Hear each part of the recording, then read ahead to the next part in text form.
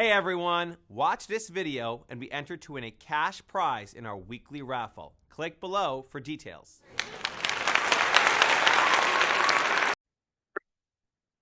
Hello everyone, welcome back. We have a lot to cover today, so we're going to jump right in. Chapter 6, Mishna number 4. I'm actually just going to read in English today. So it says, this is the way of life of Torah. You should eat bread with salt, ration your water, and you should sleep on the ground. Your life will be one of privation, meaning a lot of work. It's like deprivation, like it'll be very, very difficult. And in Torah, you shall labor.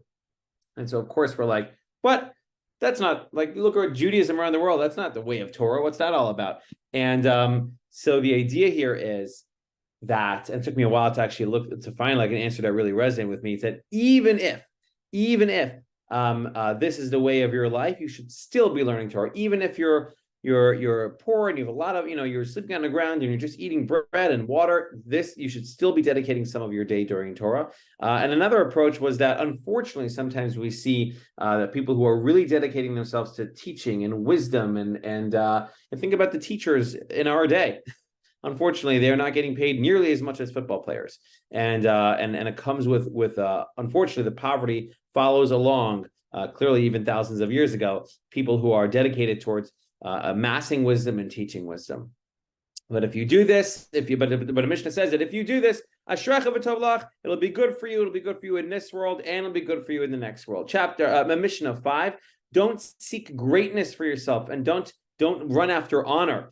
Practice more than you learn. Okay, so we've talked about this a lot. Learn, but then make sure you put into practice. Do that even more than what you've learned. Do not yearn for the table of kings, for your table is greater than their table, and your crown is greater than their crown, and faithful is your employer, meaning God, to pay you the reward of your labor. Don't be looking at anyone else. Don't be like, oh, if only I was like that celebrity and had that many likes and had... No, whatever you have is greater than anything anyone else ever could have, and God will be paying you more for what you do than he'll be paying anyone else for if they were to do your work or if you were to do their work. Mission number 6. Greater is learning Torah than the priesthood and then royalty. For royalty is acquired by 30 stages and the priesthood by 24. But the Torah has 48 things. Okay, so there are 48 ways to acquire Torah. We're just going to go through them really quickly. Here we go.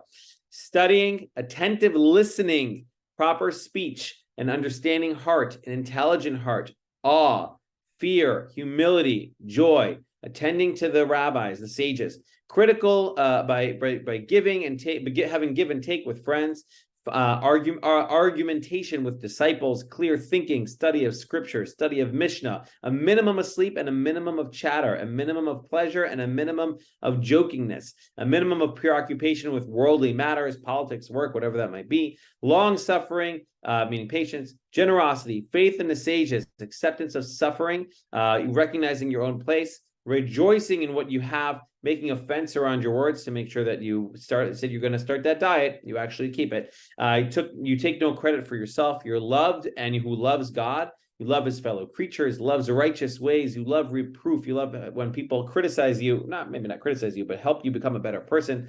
You love uprightness, you keep yourself far from honor, you do not let your heart become swelled on account of your learning, you do not delight in giving legal decisions, you share in the bearing of a burden with his colleague, you judge scales weighted in his favor, who seeks truth, who seeks peace, who composes himself at his study, who asks and answers, who listens to others and himself, adds to his knowledge, who learns in order to teach, who learns in order to practice, who makes his teacher wiser, who is exact in what he has learned, and who says a thing in the name of him who said it, right? You don't just take credit for yourself if someone else said it. Thus you have learned, everyone who says a thing in the name of him and who said it brings deliverance to the world, as it is said, and Esther told the king in Mordechai's name. 48 things. There's actually a book called 48 Ways by Rabbi Noach. It's a phenomenal book. That was definitely 3 minutes. See you guys next week. Thanks for watching. Reminder to share your 1 to 2 sentence takeaway from this video to be entered to win a cash prize in our weekly raffle. Click below for details.